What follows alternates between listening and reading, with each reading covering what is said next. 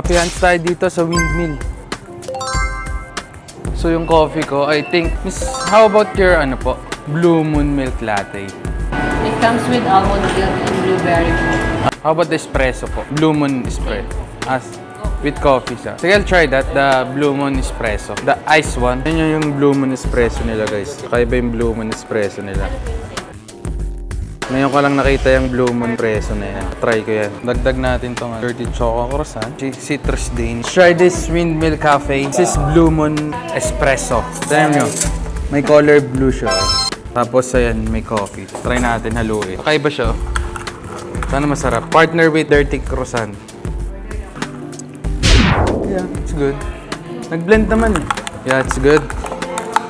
Nag-blend yung ano niya, yung pagkatamis niya ng... Ayun, syrup to eh, kasi yung blueberry niya. Pero ang sarap. Ito ang sarap. And then ano siya, coffee niya lasang-lasa mo din. Then try natin yung ano nila, dirty croissant niya. Kasi it's burnt eh. Ayan. Oh, may chocolate pala siya, guys. May chocolate pala siya. Tignan natin.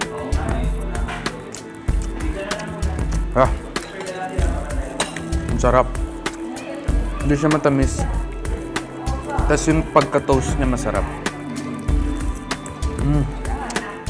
Sabay mo ng ano, Blue Moon Latte. Yeah. I'll rate this sa ano. Siguro 9. Sarap niya. Sarapan ako sa ano niya. Twist ng Blue Moon.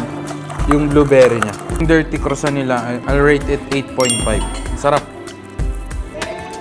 Paka-unique siya, di ba? Ganda ng ambience dito. Parang Pasko kahit di Pasko. Solid.